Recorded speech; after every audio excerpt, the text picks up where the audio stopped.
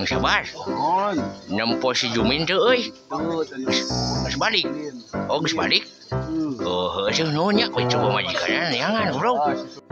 Yuh, Ika. Daripada bete kesal, mau pergi mancing dulu. Mancing hiburan.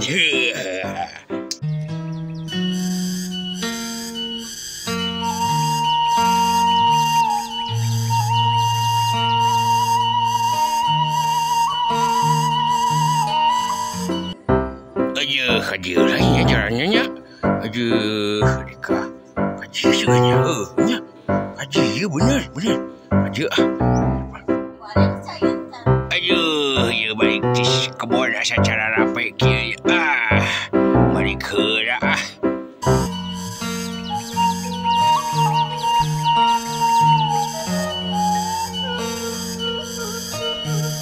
Anjir, ada si goblok kenawan dah. Weh, Dika, kenapa kau cengkan ya? Goblok, kenapa ni? Aing balik ngusap, banyak pemajikan aing ya.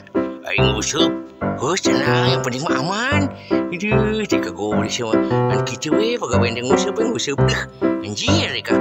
Udah, gaya dah. Ngusap mah aing balik ke gawai capek dah di kebun dah. Balik ke lah aing ah. Dia kerja je. Susah kerja. Gawa ayik ni kah? Adinya. Cakap weh.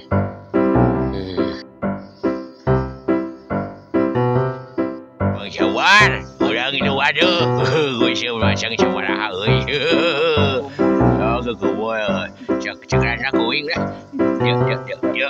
Ya, sebai asyik.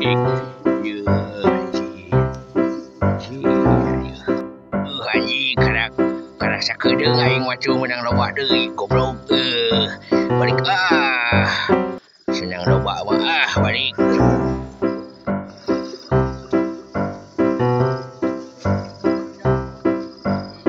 Tuh aing geus menang lobak euy sia jual ni we mau dibawa balik ke nyaman majikan aing bawa balik Duh di mana si Jumin teh Deka.